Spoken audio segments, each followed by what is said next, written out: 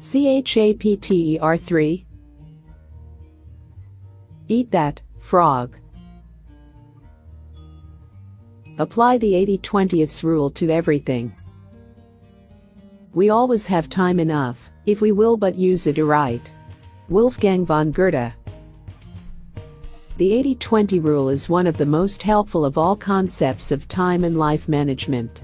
It is also called the Pareto principle after its founder, the Italian economist Vilfredo Pareto, who first wrote about it in 1895. Pareto noticed that people in his society seemed to divide naturally into what he called the vital few, the top 20% in terms of money and influence, and the trivial many, the bottom 80%. He later discovered that virtually all economic activity was subject to this Pareto principle as well. For example, this rule says that 20% of your activities will account for 80% of your results. 20% of your customers will account for 80% of your sales. 20% of your products or services will account for 80% of your profits. 20% of your tasks will account for 80% of the value of what you do, and so on. This means that if you have a list of 10 items to do, 2 of those items will turn out to be worth as much or more than the other 8 items put together.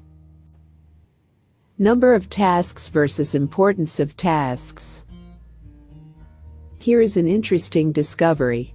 Each of these tasks may take the same amount of time to accomplish, but 1 or 2 of those tasks will contribute 5 or 10 times the value as any of the others. Often, one item on a list of 10 things that you have to do can be worth more than all the other 9 items put together. This task is invariably the frog that you should eat first. Can you guess on which items the average person is most likely to procrastinate? The sad fact is that most people procrastinate on the top 10 or 20% of items that are the most valuable and important, the vital few. They busy themselves instead with the least important 80%, the trivial many that contribute very little to results. Focus on activities versus accomplishments. You often see people who appear to be busy all day long, but they seem to accomplish very little.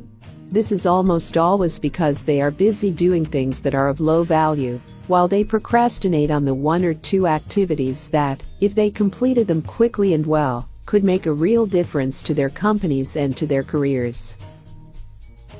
The most valuable tasks you can do each day are often the hardest and most complex. But the payoff and rewards for completing these tasks efficiently can be tremendous. For this reason, you must adamantly refuse to work on tasks in the bottom 80%, while you still have tasks in the top 20% left to be done.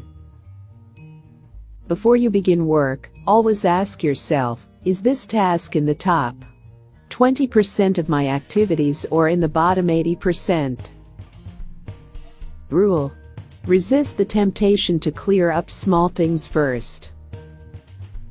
Remember, whatever you choose to do, over and over, eventually becomes a habit that is hard to break. If you choose to start your day on low-value tasks, you soon develop the habit of always starting and working on low-value tasks. This is not the kind of habit you want to develop or keep. The hardest part of any important task is getting started on it in the first place. Once you actually begin work on a valuable task, you seem to be naturally motivated to continue. There is a part of your mind that loves to be busy working on significant tasks that can really make a difference. Your job is to feed this part of your mind continually. Motivate yourself. Just thinking about starting and finishing an important task motivates you and helps you to overcome procrastination. The fact is that the amount of time required to complete an important job is often the same as the time required to do an unimportant job. The difference is that you get a tremendous feeling of pride and satisfaction from the completion of something valuable and significant. However, when you complete a low-value task, using the same amount of time and energy, you get little or no satisfaction at all. Time management is really life management, personal management. It is really taking control over the sequence of events. Time management is control over what you do next. And you are always free to choose the task that you will do next. Your ability to choose between the important and the unimportant is the key determinant of your success in life and work. Effective, productive people discipline themselves to start on the most important task that is before them. They force themselves to eat that frog, whatever it is. As a result, they accomplish vastly more than the average person, and are much happier as a result. This should be your way of working as well. Eat that frog.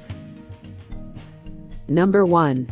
Make a list of all the key goals, activities, projects and responsibilities in your life today. Which of them are, or could be, in the top 10% or 20% of tasks that represent, or could represent, 80% or 90% of your results? Number 2. Resolve today that you are going to spend more and more of your time working in those few areas that can really make a difference in your life and career, and less time on lower value activities. This is the end of Chapter 3 of Eat That Frog by Brian Tracy. Please, listen to this recording minimum 3 times for better and long-term results. If you like this recording, please comment and share it with your friends and loved ones. Stay tuned for listening more books like this. Thank you and good luck.